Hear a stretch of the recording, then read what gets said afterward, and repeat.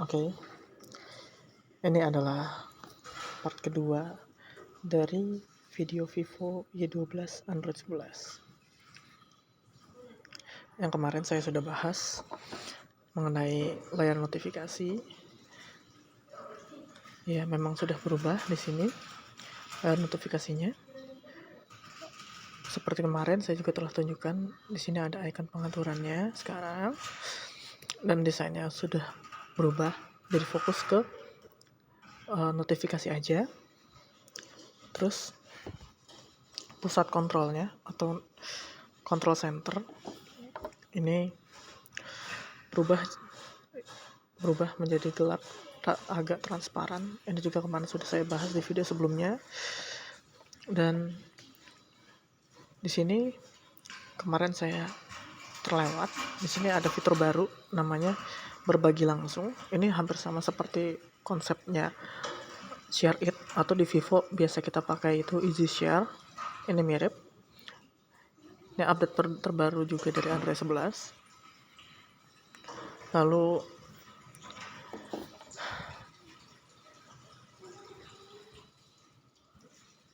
di sini layar beranda juga kemarin sudah ada app drawernya. Nah, ada beberapa juga aplikasi yang berubah, termasuk di sini files atau mobile files. Nah, ini berubah tampilannya. Terus album juga berubah tampilannya dan punya beberapa fitur baru seperti seperti ini, bisa langsung bikin klip video, kumpulan video, atau ya slideshow gitu. Lalu di sini juga langsung bisa edit video juga. Saya nggak bisa tunjukkan karena nanti akan nge-lag kalau sambil ngerekam. Dan jika Anda punya Google Assistant, semuanya punya, sorry. Jika kalian dari sebelumnya memakai gestur navigasinya, ya maksudnya yang seperti ini nih, gestur. Nah, dulu ketika Vivo Y12 masih di Android 9, kita harus mengorbankan shortcut Google Assistant yang biasa kita pencet tombol tengah itu beberapa detik atau beberapa saat. Nah, sekarang ada cara lain, ada caranya, bukan cara lain. Jadi swipe dari kiri ke kanan atas atau dari kanan ke kiri atas. Nah, ini sekarang jadi trigger untuk memunculkan Google Assistant. Lalu kesehatan HP maksudnya. Di sini alhamdulillah sehat-sehat aja. Maksudnya nggak ada kendala yang terlalu serius gitu. Kecuali yang pertama, multitasking. Ini multitasking saya baru temui itu di Google Chrome. Nah, di Google Chrome ini, kalau kita sebelumnya nyetel atau play music dari aplikasi entah Spotify atau Reso, nih kedua aplikasi ini, terus kita buka Google Chrome, lalu kita buka web seperti Facebook gitu. Nah, itu otomatis musiknya akan kekat atau hilang gitu aja. Aplikasinya ngelot ulang atau tertutup sendiri. Nah, di sini nih di tombol recent app. Nah, ini kan ada tanda X nih untuk clear recent app. Nah, ini ada, dia ada lagi. Entah itu bug atau gimana. Cuma mudah-mudahan nanti ada perkembangan terbaru atau update terbaru dari Vivo untuk membereskan masalah ini. Lalu kekurangan lainnya itu seperti terkadang di sini tuh untuk ngebuka lock screen kalau kita pakai 2 jenis kombinasi, yaitu muka sama sidik jari. Jadi kalau misalnya kita ngebuka nih udah pakai muka kita, itu kalau pakai sekaligus sidik jari misalnya, dia hadap-hadapan nih posisinya sama HP kita. Nah, itu dia bingung HP-nya, mikir gitu. Ini mau ngebuka pakai wajah apa mau pakai sidik jari. Nah, itu sering terjadi tuh. Makanya sering banget nge-lag ketika saat itu. Jadi saya sarankan untuk saat ini, untuk keamanan lock screen itu pakai salah satu aja, atau enggak ya pakai di beberapa skenario gitu, jadi HP-nya nggak pusing. Mungkin itu aja yang baru bisa saya bagikan di part 2 ini. Oh iya, satu lagi banyak sih sebenarnya. Jadi pusat kontrol animasi ini auto brightness. Nah, ini dia berubah, dia bisa ditekan, nah terus bisa memunculkan tampilan seperti ini. Ya cukup fresh lah tampilan seperti ini. Terus di sini juga langsung bisa pilih mode gelap, lalu volume. Nah, volume juga bisa seperti ini, cuma hanya menampilkan tampilan seperti ini juga, sama seperti auto brightness. Nah, dan di bagian ini juga animasinya juga berubah.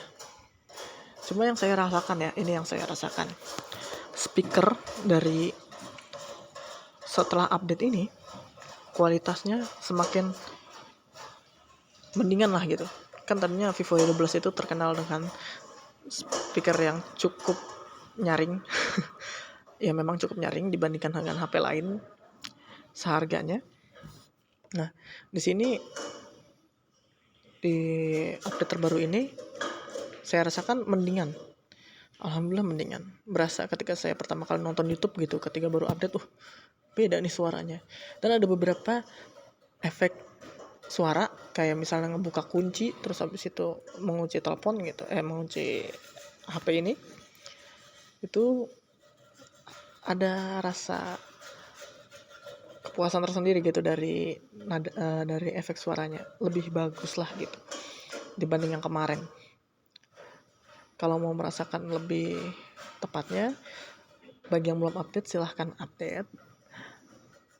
Ini saran dari saya gitu kan, karena memang saya tidak terlalu terganggu dengan bug-bug minor seperti ini. Tapi jika memang masih takut atau masih ragu, karena banyak juga orang yang kedapatan bug itu sangat mengganggu, ya coba kalian pertimbangkan lagi. Nah, lalu untuk yang terakhir, ini emang aplikasi jarang saya, bukan aplikasi tapi ini fitur yang jarang saya pakai. Skenario pintar Jovi. Nah, ini sebenarnya nggak terlalu beda ya sama ini, nggak terlalu beda sama kemarin. Dia bisa ngebaca aktivitas kita dan dia bisa langsung di sini mulai olahraga. Nah, masih sama, dia juga nggak ada perubahannya. Menunya masih berlari dan bersepeda aja. Nah, di sini yang paling baru tentang fitur kesehatan itu, yang paling berasa ya itu digital well-being-nya nih. Nah, yang ini emang ini update asli dari Android 11. Jadi ini aplikasi atau fitur yang ditujukan untuk mencoba membantu sih lebih tepatnya produktivitas kita atau waktu produktivitas kita. Jadi di sini kita bisa mengaktifkan beberapa opsi kayak mode waktu tidur atau mode fokus. Nah, mode waktu tidur ini saya jelasin dikit aja ya. Mode waktu tidur itu kita tetapin dulu nih waktu tidur kita di sini. Jadi ketika waktu tidur tiba, nanti layar kita itu akan menjadi hitam putih gitu. Nah, jadi kita tujuannya agar kita nggak terlalu pusing lah, sama nggak betah banget gitu ketika melihat HP, cuma hitam putih doang, ya akhirnya matiin gitu. Itu tujuannya. Terus yang kedua, mode fokus. Nah, di sini kita bisa secara langsung untuk menghentikan pemakaian beberapa aplikasi sekaligus gitu. Jadi ketika kita aktifkan aplikasi YouTube ini, ketika kita buka, oh ini juga udah hitam putih. Oh iya, saya juga malam juga rekamannya, bukan malam sih, lebih tepatnya pagi. Nah, ini mode fokusnya seperti ini. Tapi kita juga bisa langsung buka kok. Jadi tenang aja, kita nonaktifkan, nanti semuanya terbuka. Oh ini nggak enak ya kalau hitam putih begini. Ya, kita nonaktifin. Oke, sekian dari saya. Ini video part 2 yang kalian tunggu-tunggu. Saya berharap mungkin nanti ada part 3-nya.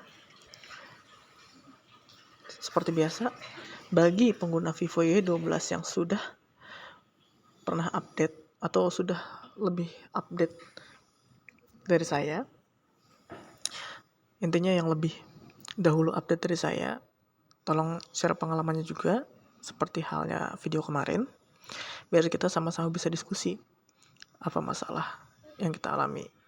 Ya maklum karena ini juga software baru gitu. Jadi dan satu lagi, saya bukan customer service dari Vivo ya. Jadi saya hanya berpendapat melalui opini saya pribadi. Jadi kalau misalnya memang benar-benar membutuhkan sesuatu hal yang penting, silahkan hubungi customer service-nya langsung atau langsung datang ke tempatnya aja. Itu lebih membantu. Tapi apa salahnya kita diskusikan? Diskusi juga upaya untuk saling membantu. Ya baik, sekian aja video kali ini. Saya pamit undur diri. Terima kasih telah menonton sampai detik ini. Selamat malam dan sampai jumpa.